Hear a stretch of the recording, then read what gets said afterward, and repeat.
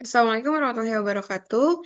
Perkenalkan nama saya Natasha Nanda Kusumawati. Di sini kita akan membahas mengenai hubungan antara Human Resource Management dengan hubungan industrial.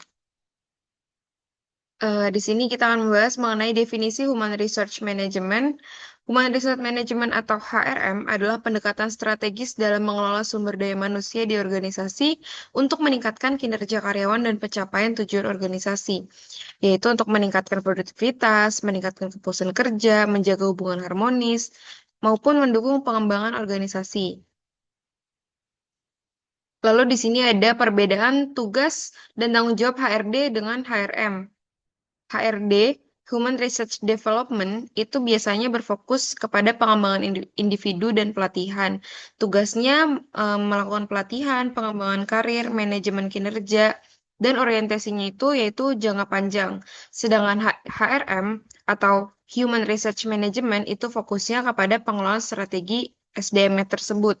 Tugasnya itu melakukan rekrutmen, seleksi, kompensasi, hubungan kerja, dan lain-lain. Orientasinya itu jangka pendek dan jangka menengah. Lalu di sini ada fungsi-fungsi HRM.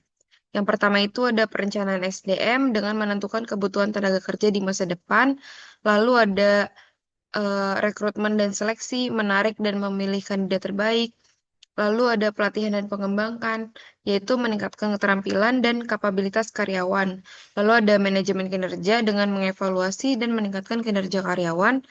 Lalu ada kompensasi dan tunjangan, yaitu merancang sistem penggajian yang adil dan kompetitif. Lalu selanjutnya ada kesehatan dan keselamatan kerja, yaitu memastikan lingkungan kerja yang aman dan sehat, serta hubungan industrial dan karyawan dengan mengelola interaksi antara manajemen dan pekerja. Lalu yang terakhir ada pemutusan hubungan kerja atau PHK dengan mengelola proses PHK sesuai dengan regulasi yang berlaku. Di sini kita akan membahas mengenai peran HRM dalam organisasi. Strategisnya yaitu menyelaraskan strategi SDM dengan tujuan bisnis, memastikan SDM mendukung visi perusahaan. Lalu ada eh, advokasi karyawan, yaitu dengan membangun komunikasi dua arah antara manajemen dan karyawan, menjaga hak dan kewajibannya tersebut. Lalu operasionalnya itu dengan mengelola kebutuhan tenaga kerja harian dari absensi hingga administrasi karyawan. Pengembangan organisasinya dengan meningkatkan budaya kerja dan efektivitas organisasi melalui program pengembangan. Integrasi HRM dengan hubungan industrial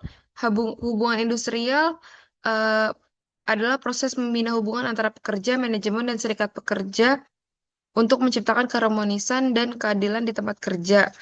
Yang pertama itu ada kebijakan adil dan transparan. HRM menciptakan kebijakan yang adil dan transparan sebagai dasar hukum hubungan industrial yang sehat.